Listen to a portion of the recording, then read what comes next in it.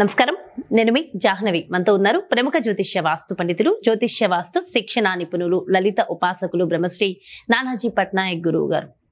ప్రస్తుతం మనం చూస్తున్నట్లయితే దారుణాతి దారుణమైన దీన స్థితిని మనం చూస్తున్నాం. నిజం చెప్పాలంటే అటు ప్రకృతి వైపరీత్యాల పరంగా కానివ్వండి, ఇటు అమ్మాయిల మీద అఘాయిత్యాల పరంగా కానివ్వండి, అసలు మొత్తం ప్రపంచమే ఎటెళ్ళిపోతోంది అన్న స్థితిని మనం చూస్తున్నాం. అయితే ఈ సందర్భంగా మీకు ఒక్క విషయం నేను చెప్పాలి. 9 నెలల క్రితం నుంచే మన నానాజీ పట్నాయక్ గురువు గారు కొన్ని అంశాలు చర్చిస్తూ వచ్చారు కదా. అంటే ప్రకృతిలో ఇలాంటి మార్పులు జరగబోతున్నాయి, ఇబ్బందికర వాతావరణం ఉండబోతోంది అని. అయితే అయినా వస్తున్నాయని చెప్పారు, వస్తున్నాయి. సో అసలు వీటన్నిటికీ సంబంధించి పరిహారాలు అంటూ ఏమి ఉండవా? మరి ముందు ఆస్ట్రాలజీ చెప్పిన తర్వాత అసలు డీటెయిల్డ్ గా ఒక్కసారి మరి గురువు గారి మాటల్లోనే అడిగి తెలుసుకుందాం. నమస్కారం గురువు గారు. శ్రీమాత్రే నమః. గురువు గారు, మీరు 9 నెలల ముందు నుంచే రాబోయేది ఇవమ్మ అనర్థాలు జరగబోతున్నాయని వీడియోలలో చెప్తూనే ఉన్నారు. పర్సనల్ గాను చెప్తున్నారు, ఇలా జరగబోతోందని వీడియోలలోనే చెప్తూనే ఉన్నారు. అయితే క్రోధినామ సంవత్సరం మొదలయ్యాక కూడా క్రోధినామ సంవత్సరం చాలా క్రోధంగా ఉండబోతోంది, జాగ్రత్త, తస్మాత్ జాగ్రత్త అని చెప్పారు. సో అయితే ఏదేమైనప్పటికీ ఇక్కడ నా ప్రశ్న ఏంటంటే, ఇప్పుడు కోల్కతా ఇన్సిడెంట్ చూసిన ఒక దారుణమైన సంఘటన, ఇంకా మాట్లాడుకోవడానికి కూడా మాట్లాడలేం అలాంటి స్థితి. ఇప్పుడు మన ఆంధ్రప్రదేశ్ చూస్తున్న అసలు ఏంటి కలకలం? ఇక్కడ నా ప్రశ్న ఏంటంటే గురువు గారు, ఒక జ్యోతిష్య పరంగా ఇవన్నీ మనం చెప్పగలిగినప్పుడు ముందే జాగ్రత్తగా, మరి వీటికి పరిహారాలు అంటూ ముందే ఉండవా? అవి చేసుకుంటే ఇవన్నీ వచ్చేవి కాదు కదా. అసలు ఏం చేయాలంటారు వీటన్నిటికి? తప్పకుండా అమ్మా. ఫస్ట్ ఆఫ్ ఆల్ ఏంటంటే, నేను చెప్పాను అంటే నాది గొప్పతనం కాదు, మహర్షులు మనకు అందించినటువంటి సబ్జెక్ట్ అంత కాదు, అది అమ్మవారి అనుగ్రహం. నా గొప్పతనం 1% కూడా కాదు. ఇక్కడ ఏంటంటే జలరాశుల్లో గనక రాహు ఉంటే, 9 months బ్యాక్ ఆయన మారాడమ్మా అందులోకి, మీన రాశిలోకి మారినప్పుడే నేను చెప్పాను, మీనంలో రాహు ఉన్నాడు, కన్యా రాశిలో కేతు ఉన్నాడు. ఉన్నప్పుడు కొన్ని ల్యాండ్ రిలేటెడ్ సంబంధించినవి ఏవైతే ఉంటాయో కొన్ని స్ట్రక్ అయిపోయి ఉంటాయి, ముందుకు కదలకుండా, రియల్ ఎస్టేట్ లాంటిది. అలాగే రాహు జలరాశుల్లో ఉన్నందుకు జలం మూలంగా ఆపదలు వస్తాయి అని చెప్పడం జరిగింది. ఇప్పటికీ ఉన్నాయి వీడియోలు మన యూట్యూబ్లో చూసుకున్నట్లయితే. కాబట్టి ఏంటి, జలపరమైనటువంటి ఇవి మనకి మీన రాశిలో కానీ, కర్కాటక రాశిలో కానీ, వృశ్చిక రాశిలో కానీ ఈ రాహు సంచరించేటప్పుడు మీరు చూడొచ్చు, ఎప్పుడెప్పుడు ఎక్కువ జలప్రలయాలు ఉన్నాయని చూసుకున్నప్పుడు చంద్రరాశులు, చంద్రుడు ఎప్పుడైతే ఈ రాహు సంబంధాలు కలిగి ఉంటాయి ఎక్కువగా అప్పుడు జరుగుతాయి. అంటే నార్మల్ టైంలో ఒక 10% చూపిస్తే అక్కడ ఒక 50 to 60% ఎక్కువ చూపిస్తూ ఉంటుంది, దాని రేషియో కనుక తీసుకున్నట్లయితే. అందుకే అప్పుడు మీరు అప్పుడు అడిగినప్పుడు కూడా ఆ వీడియోలో ఓం దుర్గాయ నమః చేసుకోవాలమ్మా, రాహు వల్ల వస్తుంది కదా అని చెప్పడం జరిగింది. ఇప్పటికీ నాకు ఎప్పుడన్నా భయం వేస్తే మీరు చెప్పింది గుర్తుంది, తలుచుకుంటూ ఉంటాం, ఓం దుర్గాయ నమః అని చెప్పి చేసుకోవాలని చెప్తూ ఉంటాం. అదేవిధంగా స్త్రీలపై అఘాయిత్యాలంటే ఇది రాహుకి సంబంధం లేదు. మనము ఒక 1 month బ్యాక్ కూడా ప్రెడిక్ట్ చేసాము, మొన్న కూడా మళ్ళీ ప్రెడిక్ట్ చేసాం, ఇంకా జరగనున్నాయి. ఇంకా ఈ జలప్రలయాలు మీన రాశిలో రాహు ఉన్నంత కాలం అంటే దాదాపు ఇంకో మార్చి వరకు ఉంది. ఎందుకంటే అది ఒకటే కాకుండా ఈ కుజుడు శని కూడా పరస్పరం వీక్షించుకుంటున్నారు, కాస్త జాగ్రత్తగా ఉండాలి. యుద్ధాలు కానివ్వండి, యుద్ధ వాతావరణాలు కానివ్వండి, ఇవన్నీ కాస్త ఎక్కువగా అవుతూ ఉంటాయి. దీనివల్ల ఏంటంటే ఈ రాబోయే 2-3 monthsలో మంచి చేస్తున్నా సరే కొంతమంది మీద వ్యతిరేకత రావడం. ఇప్పుడు నాయకులు ఉంటారు, వాళ్ళు మంచి చేసినా సరే కొన్ని వాటిని వ్యతిరేకంగా చూపించడం, వ్యతిరేక కలిగేలా చేయించడం జరుగుతుంది అని చెప్పారు. ఎందుకంటే రవి మనకి కన్యా రాశిలో కేతువుతో కలుస్తూ దాని తర్వాత నీచ పొందుతున్నాడు. సో ఏంటంటే కొన్ని కావాలని చెప్పి వాళ్ళ మీద బురజల్లే ప్రయత్నం చేయడము, ఏది మన నాయకుల మీద, అది సీఎం కావచ్చు, పిఎం కావచ్చు, ఎమ్మెల్యే కావచ్చు, ఎవరి మీదైనా ఇట్లాంటి ప్రయత్నాలు కూడా జరుగుతాయి. ఎందుకంటే తులారాశిలో రవి ఎప్పుడైతే నీచబడి కుజుడు దృష్టి పడిందో అది అటువంటి ఫలితాలను ఇస్తూ ఉంటుంది. కాబట్టి ఈ విషయాల్లో ఇట్లా ఉండాలి. ఒకటే నేను చెప్పేది, ఎవరికైనా ఎక్కువ భూ సంబంధమైన వివాదాలు ఎక్కువగా అవుతున్నాయండి, ఎందుకంటే భూతత్వ రాశుల్లో కేతు ఉన్నాడు కాబట్టి అని అనుకుంటే గనక మీరు చేయవలసింది మహాగణపతి. ఇప్పుడు ఎట్లాగో గణపతి నవరాత్రులు వస్తున్నాయి కాబట్టి గణపతిని తలుచుకోండి.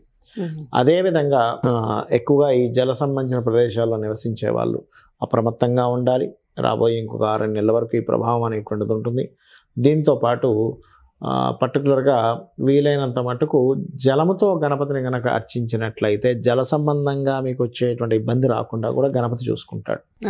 అది ఓకే, అయితే ఈ ఫ్లడ్స్ రావడం ఇవన్నీ కూడా రాజకీయ నాయకులు వేరే ఎవరో చేస్తున్నది అయితే కాదు కదా. ఎలా చేస్తారమ్మా? వర్షం కురిపించగలుగుతారా? వాళ్ళు ఏమైనా రాక్షసుడా?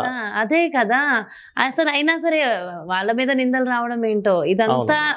అండ్ కొన్ని విషయాలు కొంతమందిని చూస్తుంటే, మీరు చూసారా గురుగారు, ఒక సైంటిస్ట్ ఒక ఆమె దాదాపు కంప్లీట్ అయిపోయింది పాపం ఆమె పరిస్థితి. ఆమె ఒక పెళ్లి కోసం అన్ని రెడీ చేసి పెట్టుకున్నారట, నగలు ధనం అన్ని కొట్టుకుపోయాయి పాపం.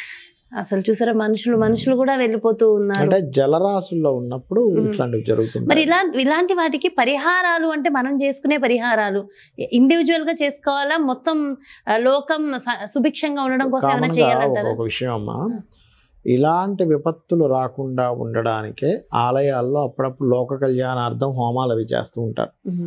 ఇప్పుడు ఉత్సవాలు అవి జరుగుతుంటాయి సార్, ఆలయాల్లో జరుగుతుంటాయి. మరి జరుగుతున్నా సరే ఇలా ఎందుకు జరుగుతుందండి అంటే, ఈ సమూహం అంతా ఒక దగ్గర ఉంటారమ్మా, వాళ్ళకి నష్టపోయే యోగం ఉంటుంది. లేదా కాలంలో ఒకసారి నష్టపోయే కాలంలో, ఇప్పుడు శుక్రుడు నీచబడి కుజుడు చూస్తున్నప్పుడు కేతువుతో ఉన్నప్పుడే జరిగింది. అంటే ఏమిటి? ఆస్తి నష్టాలు జరిగాయి అన్నీ కూడా. శుక్రుడు ఆస్తికి కారకుడు కదా, ధనానికి కారకుడు, ఆస్తికి కారకుడు, గృహాలకు కారకుడు, వాహనాలకు కారకుడు. ఆయన కేతువుతో ఉన్నప్పుడే జరిగింది. ఇట్లా మీరు గనక గమనించినట్లయితే ఈ భూకంపాలు రావడం శనికుజుల కాంబినేషన్స్లో ఉన్నప్పుడు, మనకి పరాశర సంహిత అనేటువంటి గ్రంథంలో కాంబినేషన్స్ రాశారు. ఈ పలానా ఉన్నప్పుడు పలానా ఇవి జరుగుతాయి అని. ఆ రకంగా ఏంటంటే శనికుజులు కోణస్థానాల్లో ఉండడం, జలరాశిలో రాహు ఉండడం, ఇవి దీన్ని ఆపరేట్ చేస్తూ ఉంటుంది. అట్లా కళ్ళ ముందు చూస్తుండగానే ఇంతమంది అలా వెళ్ళిపోవడం నిజంగా తట్టుకోలేకపోతున్నాం కదా. సో అంటే మరణం ఎప్పుడు ఏ నిమిషంలో ఎలా వస్తుందో తెలియదు అన్నదానికి ఇది ఒక నిదర్శనంగా కళ్ళ ముందే కనిపిస్తుంది. అంటే ఇక్కడ ఒక విషయం చెప్తానమ్మా, ఇది జలం నిజంగానే వీళ్ళని ఏదో ముంచేద్దామని రాలేదు. అది రావాల్సిన దాంట్లో వచ్చింది వీళ్ళు చేసిన కొన్ని తప్పిదాలు. ఇప్పుడు ఆ వాగు ఏదైతే వస్తుందో దాన్ని తగ్గించుకుంటూ మనం కట్టుకున్నాం, దాని ప్లేస్ మనం తీసుకున్నాం, మన ప్లేస్ తీసుకున్నాం కాబట్టి దాని పరంగా అది వచ్చేసింది. మనం చేసే తప్పిదాల వల్ల మనం అనుభవిస్తున్నాం. దాని ప్లేస్ కదా వచ్చేసి అది వచ్చింది కామన్ గా. ఇప్పుడు అక్కడ తోవ గనక అలా లేకపోయి ఉంటే నార్మల్ గా అది ఫ్లో అయ్యేదిగా. వీళ్ళ ఇళ్ల మీద ఎందుకు వచ్చింది అంటే, మనం చేసిన కొన్ని తప్పులు ఉంటాయి. గ్రహస్థితి గ్రహచారంగా కొన్ని గ్రహ కలయికల వల్ల కొంత నష్టపోవడం జరుగుతూ ఉంటుంది. అలా మన స్వయంకృప అపరాధము ఉంది, అందులో గ్రహస్థితి సంబంధించింది కొంత ఉంటుంది. మరి ఇట్లాంటివి ఉన్నప్పుడు ముందుగా వాళ్ళు తెలుసుకొని చేసుకున్నట్లయితే కూడా బాగుంటుంది. ఇది ఇంకా ఎప్పటి వరకు ఉండే అవకాశం? ఇప్పుడు ఇంకొక 6 నెలలు ఉంటుందమ్మా ఈ గ్రహస్థితి అనేటువంటిది. ఈ గందరగోళ పరిస్థితి ఈ సంవత్సరం అయిపోవాలి, ఏదైనా క్రోధనామ సంవత్సరం అయిపోవాలి. అలాగే మరొకటి ఏంటంటే, ఇప్పుడు నిజంగా మనం చెప్పాము అనుకోని, నేనుగా చాలా మంది కూడా చెప్పారు ఈ యొక్క విషయాన్ని, పాపం క్రోధనామ సంవత్సరం బాగాలేదని. అయితే నేను అనేది ఏంటంటే, ఒకవేళ చెప్పినా ఆ జనాలకి చెప్పినా అక్కడ నుంచి ఎందుకు కదులుతారు? ఎప్పుడో వచ్చే వర్షం కదా, ఇప్పుడైతే రావట్లేదు కదా, నేను ఎక్కడికి పోవాలనుకుంటాడు ఆయన. కాబట్టి ఏంటంటే అవన్నీ వాళ్ళ ఈ ప్రకృతి వైపరీత్యాలు అనేవి ఉంటుంటాయి. ఉన్నప్పుడు ఇంకా కొద్దిగా ఆ అమ్మవారిని తలుచుకోవడం తప్పితే కొన్నిసార్లు మన చేతుల్లో ఉండదు. సో అది అలా వెళ్ళిపోతూనే ఉంటుంది.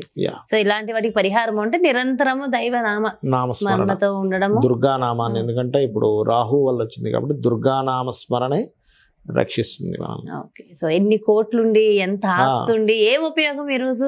కొన్ని సార్లు అయితే సెకండ్ ఫ్లోర్ వరకు వచ్చింది కొన్ని ప్లేసెస్ లో. అక్కడ అది విల్లాలే మునిగిపోయిన, ఈవెన్ హైదరాబాద్ దగ్గరలో కూడా కొన్ని ప్లేసెస్ లో. అవును, ఇక్కడ ఏదో సంథింగ్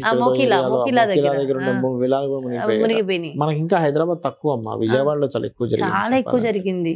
కానీ నిజంగా ఈ సందర్భంగా అక్కడ సీఎం చంద్రబాబు నాయుడు గారు గాని వీళ్ళందరూ చేస్తున్న ఇది మాత్రం డెఫినెట్ గా కొంతవరకు ఏంటంటే దీన్ని రాజకీయం చేయకుండా ఎవరి వంతు వాళ్ళు చేస్తూనే ఉండాలి. చేస్తున్నారు. అండ్ నిజంగా ముందు నుంచి చెప్తున్నారు, మీరు ముందు నుంచి చెప్తూనే ఉన్నారు. అండ్ జాగ్రత్తగా చేసుకుని మీరు చెప్పిన పరిహారాలు ఆచరించిన వాళ్ళకి నిజంగా అన్ని రకాలుగా బాగుంది గురువు గారు.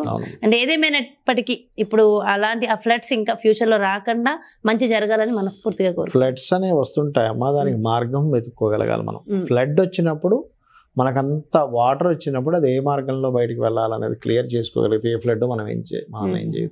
ఓకే, దానికి తగిన మార్గం మనం ప్రాపర్ గా చేసుకుంటే సరిపోతుంది. మార్గాలను మూసేస్తుంటే అది మనం ముంచేస్తుంది మనం. చాలా చక్కగా వివరించారు గురుగారు. Thank you so much. శ్రీమాత్రే నమః. చూసారు కదండి, మరి ప్రస్తుతం జరుగుతున్న ప్రకృతి వైపరీత్యాలకి కారణం మరి ఎవరు? మనమేనా? మరి అసలు ఏం జరుగుతోంది? ఇవంతా కూడా చాలా డీటెయిల్ గా ఎక్స్ప్లెయిన్ చేస్తూ ఇంకా 6 నుంచి 7 నెలలు ఇదే కంటిన్యూ అయ్యే అవకాశాలు ఉన్నాయి కాబట్టి సో ప్రజలందరికీ కూడా గురువు గారు హెచ్చరికలు జారీ చేస్తున్నారు. సో ఖచ్చితంగా అందరం జాగ్రత్తగా ఉండి కాస్త దైవనామ స్మరణ, అమ్మవారిని ధ్యానించుకోవడం, అదేవిధంగా మన వంతు మనం ఏం చేయగలము అనేది కూడా ప్రాక్టికల్గా చూసుకుంటూ వెళ్తే మరింత బాగుంటుంది. ఎంత డబ్బుండి ఎంత ఆస్తుండి ఏం ఉపయోగం? చూసారు కదా ఇప్పుడు పరిస్థితి ఎలా అయిపోతుందో. కాబట్టి ప్రతి ఒక్కళ్ళం కూడా జాగ్రత్తగా ఉందాం. మరొక ప్రత్యేకమైన కార్యక్రమంతో మళ్ళీ మీ ముందుకు వచ్చేస్తాను. నమస్కారం. సుమన్ టీవీలో మీ పర్సనల్ అండ్ బిజినెస్ ప్రమోషన్స్ కోసం కింది నెంబర్కి కాంటాక్ట్ చేయండి.